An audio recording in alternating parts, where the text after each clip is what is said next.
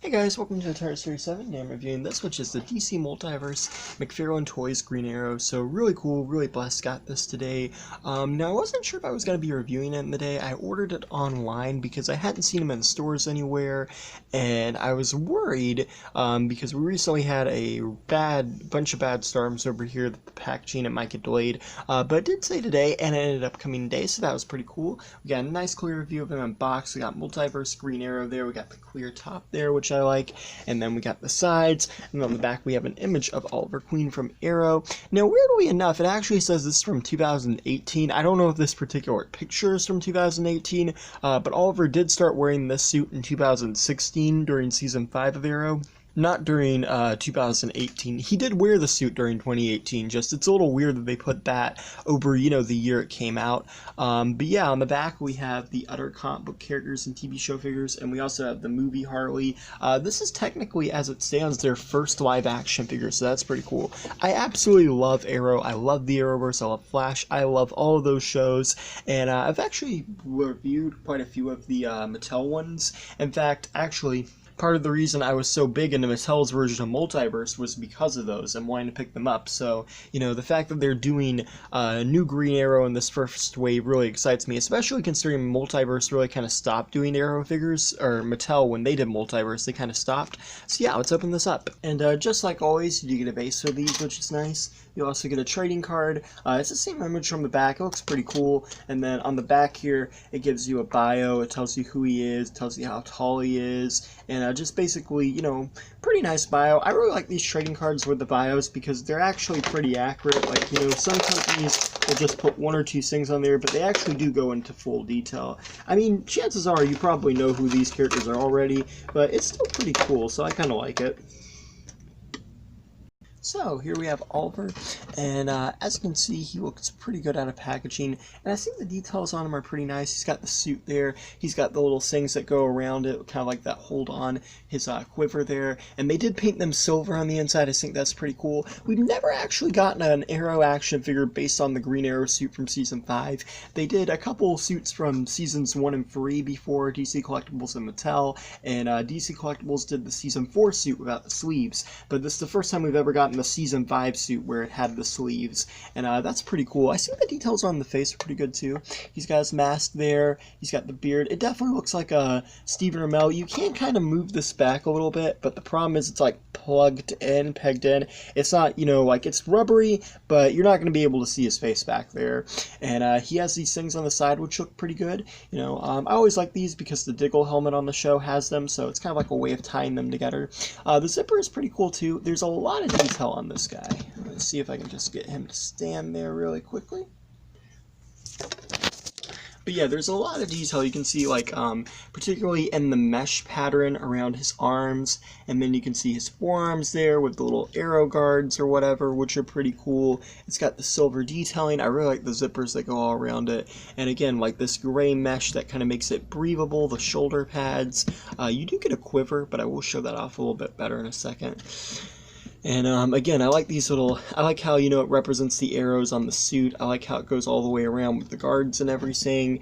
You can see the knees there and the thighs where they did put that on, the little mini arrows that he has, the mini darts. I think those are cool. He doesn't really use them on the show that much. Like, I think he's only used them in like maybe 3 or 4 episodes. But it is pretty cool, and it is accurate to the show. And again, I like that breathable mesh. I like the detailing. Just all of it looks really good. And then he's got the boots there. And yeah, so in terms of detailing, very, very nice. Very well detailed. And in terms of articulation, let's see, you got a 360 of the head. Because of how the head is, you're not going to be able to really move it, but you do have 360 at the arms. And let's see, they swing out the shoulder. I think he's on a butterfly joint, but I'm not sure. Yeah, it looks like he's on a butterfly joint. It's just kind of hard to tell because it's a little stiff, but it does look like a butterfly joint. You have a 360 there, double jointed elbows, which are nice, especially if you're wanting to like reach into that quiver and grab more arrows, so that's cool. You have a 360 at the wrist, and they're on hinges.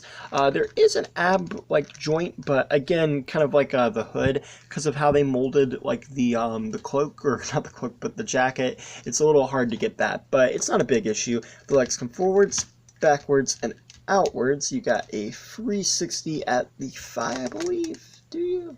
Let's see. Well, actually, no, you do not have a 360 at the thigh, but you do have double jointed knees, which are nice, and the feet move up and down, and they go side to side, and the toes also come up. So in terms of articulation, very well articulate. And here's the quiver. As you can see, it's really nice. It's very accurate to what we see on the show. It's got the silver prongs there. It's got the little mold details and the arrow on top.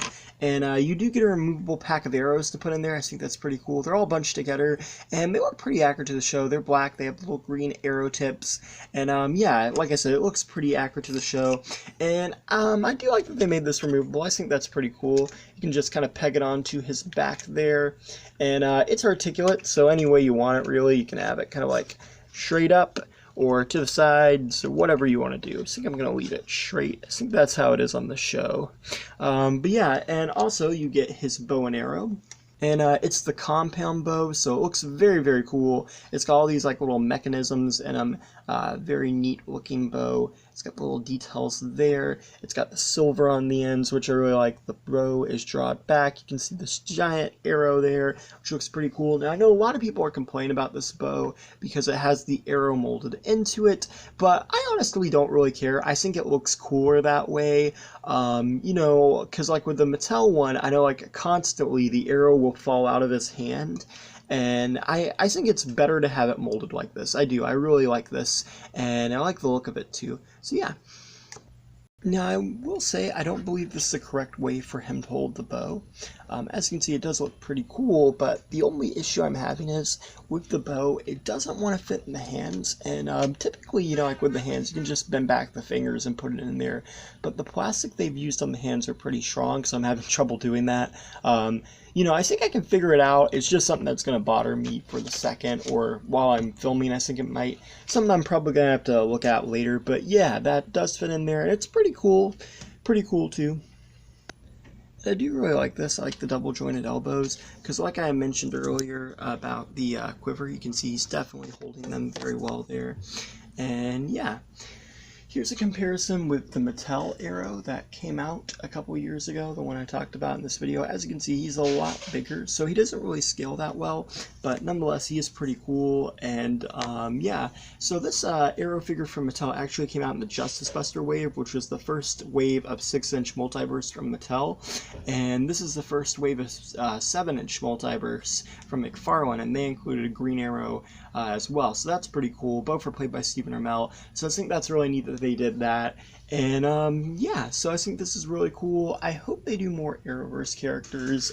You know, obviously, like with the Flash being one of the most popular characters, a lot of people would wonder why they didn't do him first, but I think it's just mainly because Mcfarlane has talked about he wants to do articulation, but he wants to do it where he can kind of hide it and make it look good, and that's definitely the case with this Green Arrow figure, because he doesn't look really articulate, but he's got double joint elbows, but the way with like his suit and everything, it does hide it, so it looks good. But you know, like with something like the Flash, you can't really hide his articulation points as well. So I think that's why they chose to do Green Arrow in the first wave over someone like him. But yeah, thank you for watching. Please rate, like, and subscribe.